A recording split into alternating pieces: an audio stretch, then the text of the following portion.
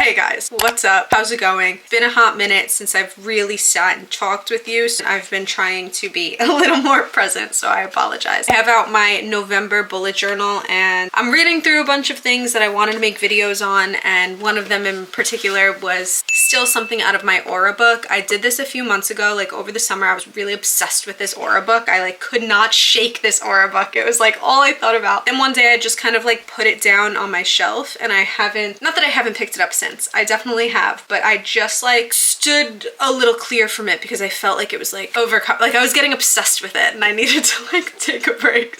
Today we're back with an aura witchcraft video. Hope that you enjoy that, and please make sure that you're subscribed and kind of up to date on somewhat of the witchery playlist, because we are going to try to turn negative thoughts into positive beings. Exercises for developing your thinking. Clear thinking influences all your feelings and is part of your inner knowing. Everything you think about affects the way you feel, and it affects the energy that is reflected in your aura. For many people, intuition comes as thoughts or flashes of insight which can appear to come from nowhere but are in fact unconscious ideas that are becoming conscious. What we unconsciously sense about an aura will become a thought that enters the right-hand creative side of the brain. You know something without knowing how you know. Practicing thinking and controlling your thoughts will help you develop the imagination and trust you need within your own thoughts that will allow you to sense and work with auras. That was a mouthful. I thoroughly apologize. But it's a little backstory into understanding why we don't understand why we understand things before we even get into understanding them. You know what I mean?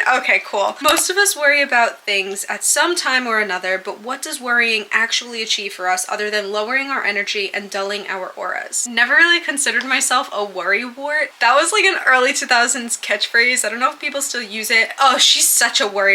Oh, I never was like that. I was always very fearless and optimistic and kind of just head above water, running around, running amok. I do have anxiety very badly, and it has this tendency to not necessarily overthink, but definitely hyperfixate, and that's my thing. I hyperfixate on things so much to the point where it almost stems a worrisome thought. So we're gonna try to unlearn that, and in this process it's kind of I'm picturing worrying as negative, because it really is. It does nothing for us. No reason to worry about something because now you're just stressing over something twice. That's so low energy. In this exercise, we're going to try to take that and sort of channel it into a more positive beacon of light and a more exciting, tangible thing that will actually increase our vibrations. Think about something that's been worrying you lately. Okay.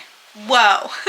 My worry lately is how old I am. November is my birthday month. I'm turning an age that I'm very confused that I am turning. I feel like I've been robbed from my 20s completely, and very transparently, I just, ever since I turned 22, everything has been going poorly. In my own brain, I feel like I'm just not, and it's just not it, man. I list all the things that can go wrong. So obviously with turning an age, turning a new leaf, it's not necessarily what can go wrong for me. It is all of the things surrounding getting older worry and frighten me. The lack of job security, unknowing of what the next chapter will hold, unexplainable, why am I not like the rest of the folk mentality. And I don't compare myself to people, but sometimes when things just pop up, you're like, oh shit, that's weird of them to have a baby. And then you're like, oh no, it's not. They're almost 30. And then just shit like that is very, girl, are you good? Not I don't care. I don't want that. That is so not what I want. But I know that society as a whole still is confused at why you don't want something like that. So I think for me, the worst outcome in this mix of things would be to not succeed at the exact thing that I want to succeed at. Just completely failing and having to start from scratch and redo something that you've been trying to build for yourself. What are the odds on that happening? There are actually plenty of odds on that happening. I should have picked something a little more stupid and tangible, but I had to full send this most the theoretical universe of something. I should have just been I'm worried I'm gonna have anxiety today. Shut Bianca, like, you should have just done that. But anyway, there is a big odd of that happening, but I think the odd of it happening is just as equal to the odd of it not happening. Make a few contingency plans for that outcome if you wish. So obviously on that contingency comes a plan B. It comes a, well, you're here, this was not successful, now you have to peer into something else that you enjoy doing and kind of experience that in your own way and try to approach and tackle that within your own means, which isn't a bad idea. But who wants to have a plan B when plan A has been your sole focus for as long as your plan A has been your sole focus? Now start to think about how it can go right. Oh, now this is the fun part. This is where we're going to start taking negative thoughts and turning them positive. So for instance, are you worried that that boy isn't going to like you? Okay, start thinking about all the ways that it could go right. Think about, what the hell? What if he does like me? Yeah, he probably does like me. And now just kind of snowball effect onto the opposite of what you are thinking. Just like literally live in opposite land. Pretend that you are Alice in Wonderland, living upside down, drinking little teas, biting big cookies, and just kind of roll with the punches of like, holy shit, dude, that happened and that's happening. I'm feeling it in my bones. This is also kind of like a very manifestation-y thing to do, whereas you are gratefully thanking and understanding the universe and kind of trying to like put your brain waves out into the universe to be like, holy shit, yeah, dude, that's happening. What? Hell yeah, brother.